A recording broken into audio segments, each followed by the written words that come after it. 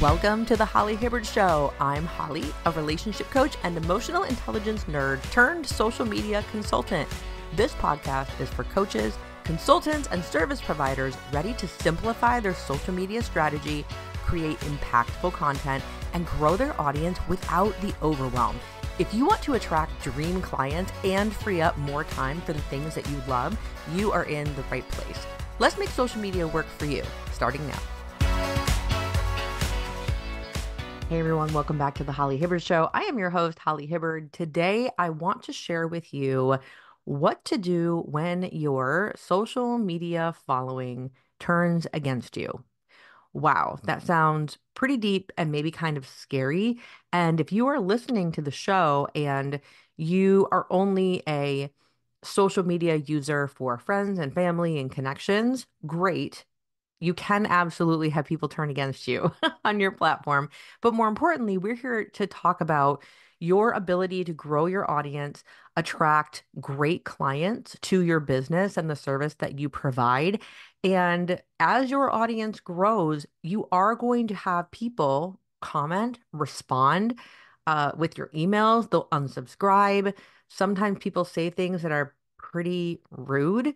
And how do we handle that? So let me start with the bad news, I guess. The bad news is that when you put yourself out there, that is the only way to learn how to work through those moments. You really have to learn how you're going to respond in real time. Because when someone in your audience turns against you or has something negative to say about you, you're going to have whatever emotions or thoughts or feelings you have. We can't really predict that until it happens. So, in the moment, the bad news is that's the only time you can really learn how you're going to respond or react when you feel like they're going against you or against your knowledge or what you have to share. Now, the good news here is that if you are a person who has not put a lot of social media content out just yet, or let's say you have, but you're in a season now with the service you provide as a coach or a consultant or any other service provider or business owner, you're in a season where you do want to grow your audience further. That means the more your content is showing up, the more it's going to be shown to people, which means your audience is going to grow. And that audience is going to be comprised of people who really like what you have to say, kind of like what you have to say, are indifferent to what you have to say, and people who don't like what you have to say. But in the beginning stages, if this is your first, fifth, 10th time you're putting content out there that is that's teaching your audience about what you do, that's teaching people about what your services are, or just supporting them in some way, that is not usually the same season where adversaries show up. That is usually not the same season where you are just getting started, where people decide, you know what, I'm going for the jugular. Like I'm going to say something really horrific right now, if ever. So in the very beginning, it's so important that you ride the wave of the dopamine hits that keep showing up. And here's what I mean by this. For myself, I'm a creative person, meaning I like to create stuff. And creativity comes in a lot of different ways. I happen to be an idea generator. I generate ideas very, very quickly. And my gift is as a teacher. So a lot of what I'm teaching through my show and my social media content is what to do with all those ideas. So I'm breaking down the process for my audience. So my version of creativity looks like that. Your version of creativity might be in the actual type of content that you create. It might be in the type of service that you provide. But if you are putting content on social media, you are a creator or a creative to some capacity, whether it is with written word or it's with video or it's with an artistic form or it's with your coaching or your advice. You are creating these ideas or these products or these services or this education style of curriculum for other people. And when we are putting that out there, we hope that our ideas are really well received. In the very beginning, your initial audience is probably people who already know you. They're people who are your friends, your family, even close or semi-close acquaintances. They're people who are already your clients, past or previous or current. And that bodes well because that means that as soon as you start getting consistency with your social media content, that audience, your, let's say, your warm audience, they're going to like your stuff. They're going to reflect if they enjoy it in some way. They're going to open the emails that you send them. They're going to like or comment or subscribe to the things that you are putting out there into the digital space. And what that creates is a moment of joy. It creates a dopamine hit, a little hit of that feel good chemical in your body of, I did it. It's working. They're here. And what's fun about that is that can last quite a long time. There's a reason we call it validation for a reason. People are validating that, wow, I liked this idea. I do want to learn more. People are validating, wow, I never thought about that particular service coming from this perspective or this lens. That's so cool. I want to learn more about that. So you will initially, with your warm audience, get a lot of that.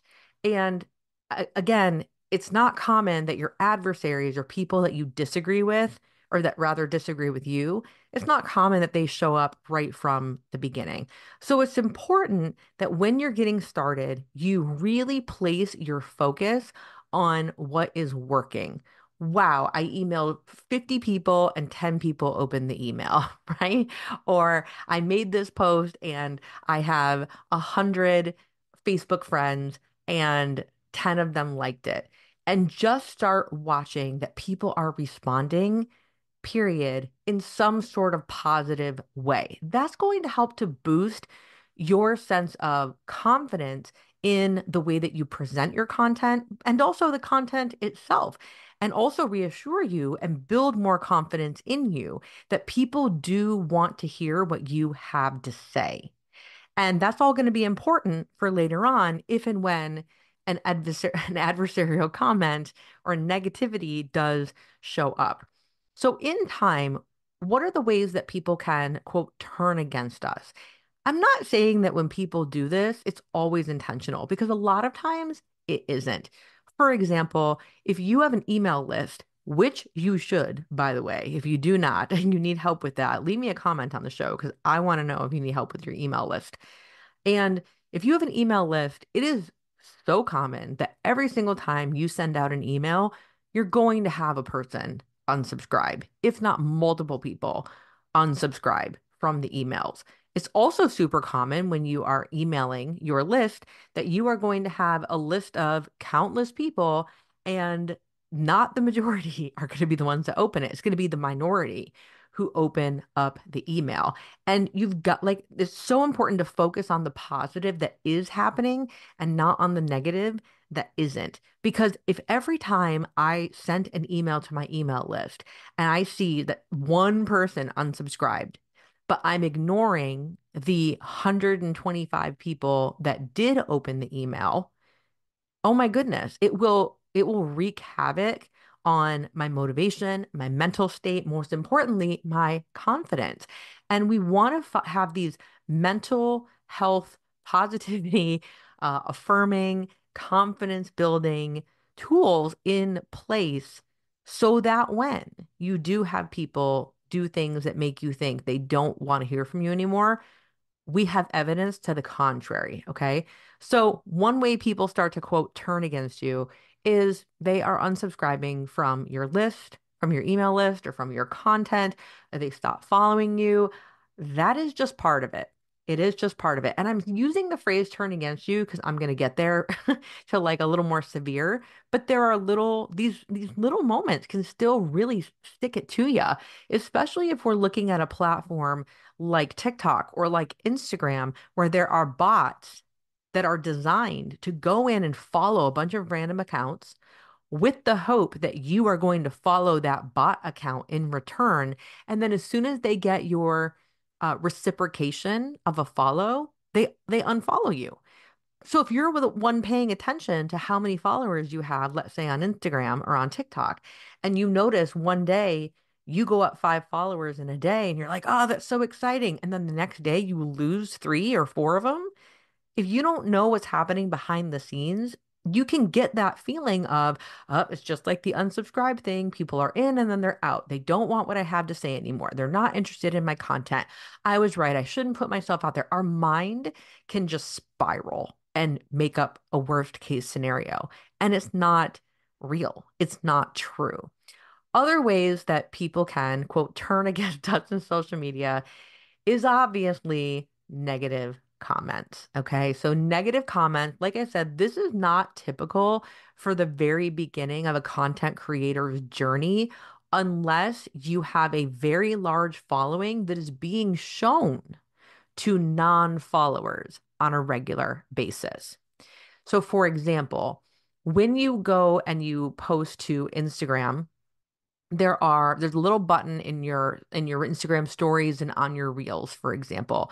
So let's talk about Instagram reels. If I look at an Instagram reel and I click the insights button, it tells me this percent of the people that saw my video are my current followers. That means they're people that already know me, have heard my stuff, clicked the follow button on their own. And this percentage of people are people who do not follow you at all. So these are just, let's call them strangers off the street. This is not my warm audience. These are not people that know me. These are people who are unfamiliar with me. And so there's always going to be a blend of people who know you and people who don't.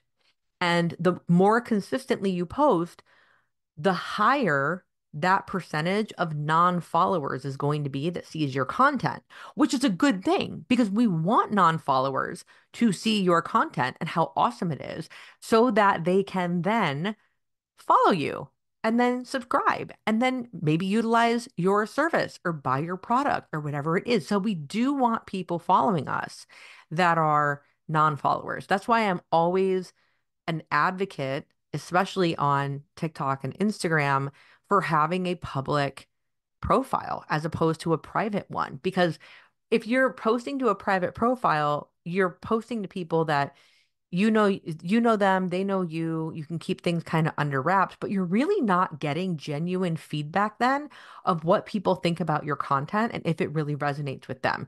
Because family and friends, if they're given the chance to like something and they actually do, they're going to do it. They're typically not the ones that are going to be commenting the negative stuff. So we've got to keep our stuff public and know that those non-followers are going to come in. The larger your audience grows, and with the algorithm, the more people that get shown your content that aren't your followers currently, again, that's a good thing. But it does bring the higher, let's say, risk of somebody commenting something that just seems off or rude. And to be honest with you, I have a couple stories here. Okay. I'm trying to think if I want to talk about that now. No, I'll just lay out this story. So when I first started my business in 2013, 2014, I hired a business coach and oh my goodness, like YouTube was barely a thing. Facebook was a thing, but it was still, I mean, it wasn't what it is today in 2024. But my business coach had me create like a 3-part video series that I was going to let people sign up for my email list, and I'll send you this free video series on how to live your best life.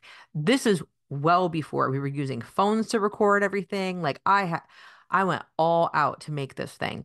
And I remember starting my email list and I'm putting this offer out there and saying you can sign up to catch this free course. I put so much time into like putting it on a website and so many unnecessary things, but I was new and this is what I did when I was new. Spent a lot of time on it, a lot of energy. And I remember within 1 week of my video course being out there, it was like tips to live your best life. It was all like super positive and very bumper sticker wisdom, right? I got an email on or an email or a comment on the video that I had created on one of the three. And the person said in this comment, this isn't like you are not, I remember the words, you are not inspiring at all. This is going to help nobody. This is so ridiculous. But I remember distinctly the words, you are not inspiring at all. People, I think I had I don't even know if I had to guess. I probably had like 15 people on my email list. I mean, narrow it down, right? And I was so crushed by that comment. You are so not inspiring at all. And I thought, how did this person know my deepest wound to like push that button? That's so random. Out of all the people in the world, somebody watched this video and that was their first thought. And they thought to comment or send me an email back and tell me that. And it really crushed my confidence. It took me out. I mean, it just took me out. I don't think I never made any other content after that until many, many years later. And I let it get to me. I really let it get to me.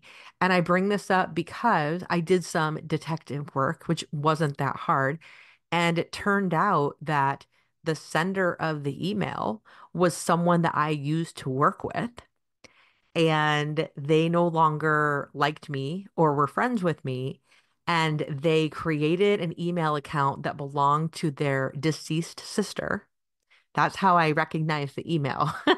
Because I saw the name and I'm like, wait a minute, I think that's like my former colleague's sister's name who's no longer with us. And that person went to great lengths to make sure that I was told that I am not inspiring. And unfortunately, it worked. It put a number in my mind of like, okay, maybe I don't have what it takes. So I share that because that is a very extreme example of someone going out of their way to be your adversary and turn against you. And Lord knows what else she was telling people or spreading rumors about me, or I don't know. It doesn't matter. Okay. It doesn't matter at this point. But in today's day and age, it ain't that deep. Okay. When people comment on your stuff, they're not really going for that kind of thing. So let me update you on the last time I had tons of adversarial comments on a video. In 2020, I created a TikTok account. I was invited to a program or I applied to a program to be a TikTok, like an educator on TikTok, like to teach about a topic. So I went on TikTok, created an account, and I was teaching about relationships. And my account was growing pretty quickly, like quick, quick, quick, quick, quick, quick, quick. And what ended up happening is I had a video that went viral, like actually viral. And I think to this day, it landed at like 950,000 views. To my knowledge, it still never hit a million views, but it was pretty darn close. Now, what's beautiful about this is I had thousands of comments on this TikTok video, thousands. And I also gained thousands of followers. The majority of the comments were protect this woman at all costs. Like, yes, this is spot on. This is so good. But I had probably about 5% of the people that hated what I had to say. And based on the topic and being relationship based, a lot of it was from a wounded perspective. They've been through hell. I get that. But then you also had another 5% that didn't comment about the content at all. They commented on my speech impediment. They're like, you have a lisp. You sound like this character from this cartoon. I can't even remember. And they're just knocking me for what I look like, what I sound like. Um, like, and then you've got the people commenting on the content. So in that was tough. And that was something that I didn't even have to experience until I had something that went that big. And I've never had something go that big since. And that was like 3 or 4 years ago at this point. So the things we worry about people coming for us in the comments, it's never going to be what you think. It wasn't people shredding me for the content itself, or even that didn't really bother me that people disagreed with the content because that's par for the course. You put yourself out there, you know people are going to disagree to some extent. But when people are making personal attacks against like what I sound like and I'm just so I started getting snarky. I'm like, Yeah, I have a hearing defect that I've had since I was a baby, and I do have a small lisp, especially when I get really excited and I talk really loudly, or not loudly, but quickly. And then, of course, I would put that in the comment and I'd copy and paste the comment to all the people that would say the same thing. And they're like, "Oh, sorry, dog. Sorry, bro. Didn't mean that. Didn't know." And that's true. That is absolutely true. There is a certain pitch I cannot hear. I've been lived this way my whole life. Hearing deficiency goes in my family. So if you ever wondered how I'm a professional speaker and good at this, but I sound like what I sound like, some people really like it. Some people think I got my tongue pierced. That's another comment that I get all the time. Is your tongue pierced? No, it is not. I just have a speech impediment that I can correct if I choose to slow down, but I talk very quickly because I get very excited. I share all this with you so that you know that people are going to say stuff. They're going to say stuff that makes no sense. Very rarely are they going to go for the jugular. So I'm going to end this today with one final story and the final way that people can turn against you. And this is something that comes back to you. I have been blessed enough to start and host two massive Facebook groups in the last decade. And one of them, which I no longer have, grew to 6,000 women nationwide. A lot of them were located like East Coast because I've always lived in, Eastern time zone in the US. And with that Facebook group and I created another one that's like a local group to make friends, and that one has, 2,500 people.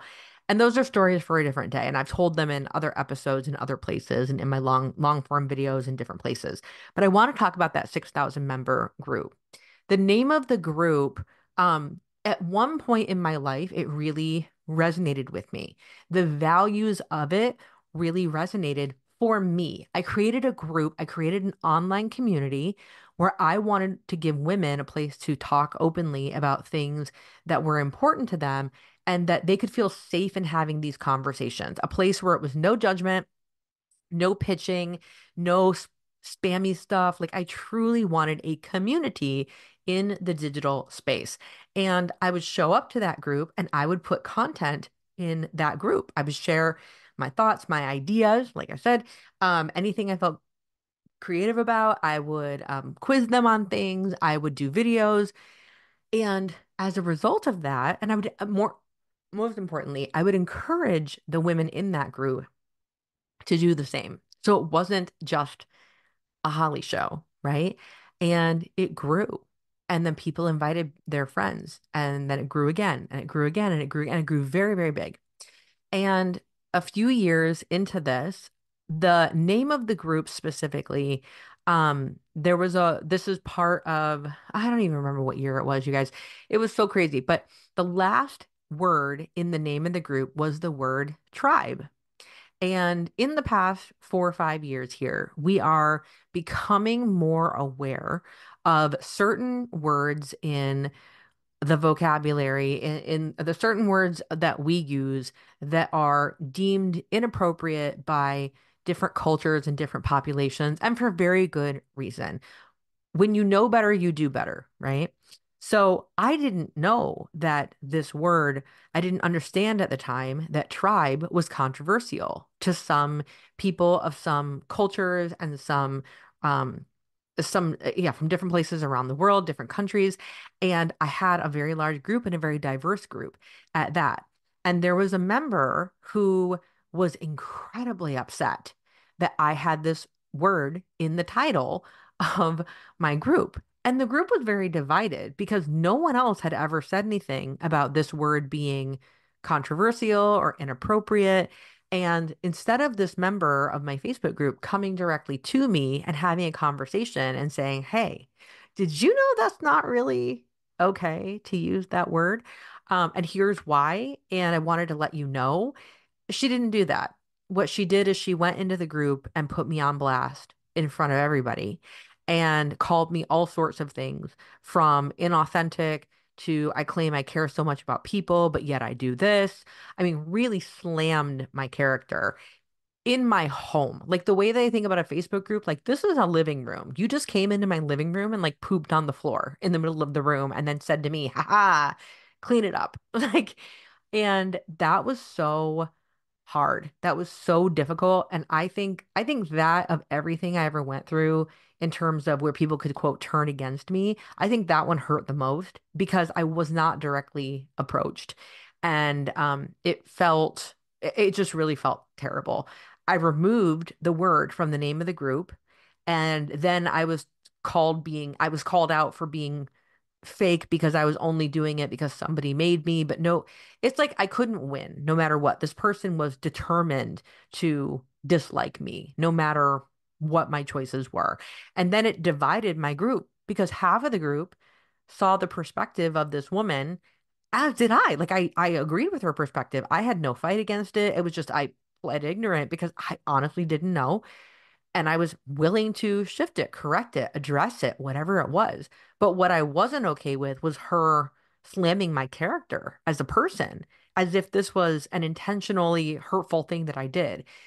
And I was so upset by this entire occurrence. And the group became divided because half of the people, not half, but there were a large number of people in the group that said, leave the word, leave it. Why are you succumbing to this one person? And some of that dialogue was like very hateful toward this woman. And I'm like, okay, we're not doing that. I don't do that here. Why are you all now like turning your back against her and being rude to her? It was just, I was not okay with that either. Because again, this was a community I built online. This was like a home for me, a living room for me. And I'm like, I'm not okay with people treating people this way. And then I had another small portion who agreed with this woman and also was like, we're out of here. We're leaving this. Holly's a fake. Holly doesn't care about people. And it's just like none of it was true. But I couldn't stop that. So those people left the group and I was totally okay with that. Um, but it tainted it. And a couple years after that, my personal values changed, where like the context of the group was very much based in like spiritual new age movement. And I, coming back to my life as a Christian and living my life now as a Christian, I saw that my group and what I created didn't align with my faith and with, namely, the Bible. And that was a personal choice for me. And you're going to have choices in your own brand and your own business and your own service you provide as well. You're going to make decisions based on your evolution as a person, and people are not going to understand. I never needed people to completely understand the choices that I made, but I did hope that people would be forgiving and not lash out at me. And I decided to close the group and archive the group. And I think emotionally, it had just taken so much of a toll on me toward the end after the whole like whatever. And because it was a we're here to be friends and make relationships and share about like our like I don't know what's the word I want to use, like the insides of our life and have these intimate conversations. Like that was the nature of the group, and it also invited a lot of people in who were not working on their own healing, I guess. So there were a lot of wounded people who were in there who were just making it so difficult. So if you are like me in the season I'm in now, where I'm looking to teach, teach social media content creation, teach how to have these communities online, teach how to engage your audience, teach how to put your content out there so that you can attract great clients, it's probably not the same tone as what I was creating with that group over there. Like for me now, it's like, oh, I can teach this and we can still have conversations about what's real and what's practical. But we're not going to go to like the deep, deep depths of people's woundedness, like some of the conversations in that group did. And that invites in a whole other ball of wax in terms of your audience, what people can say. They will take it out against you. And so I guess that's my final tip when people do turn against you or comment against you, the best thing that you can do is to practice compassion and recognize that not everyone has lived, no one has lived the same life as you. Only you sincerely know your intention.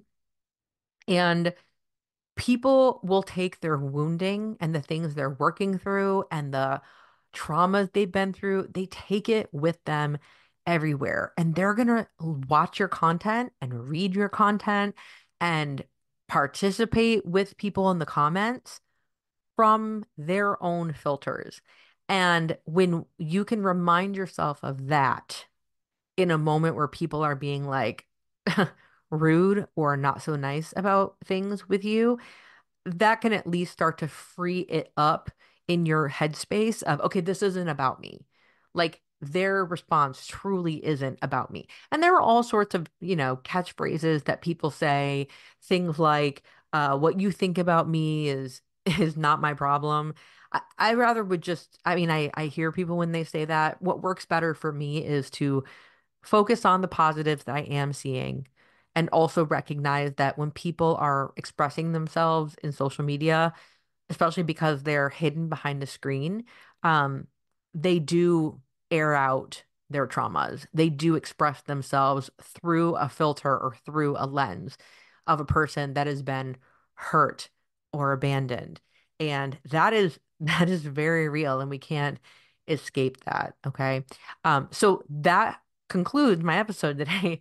I wanted to, so hopefully it didn't scare you. Okay. Remember what I said at the very beginning.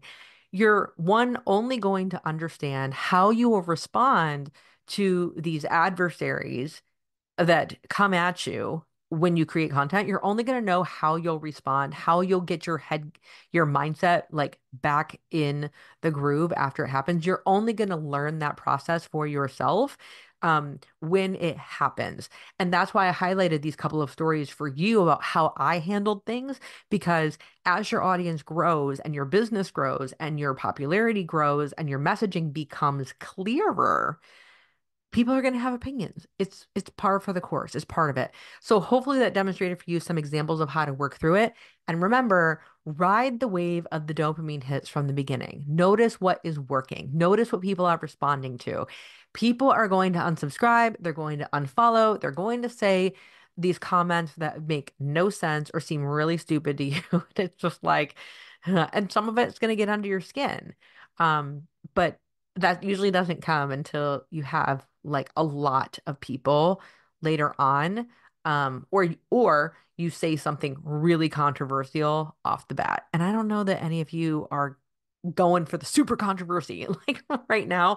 But if you are, just be forewarned that people will absolutely do that.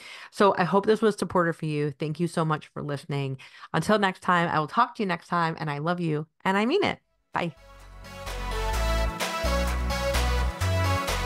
Thank you for listening. I'm giving you a virtual high five for prioritizing your personal growth. If you enjoyed today's episode, I'd be so grateful if you could take a moment and leave a 5-star review on Apple Podcasts. Share the show with friends and family, or snap a screenshot of this episode and tag me on Instagram at thehollyhibbard. You are not alone on this journey, my friend. I'm always here cheering you on. So until next time, stay curious, stay encouraged, and keep empowering yourself. You are doing better than you know.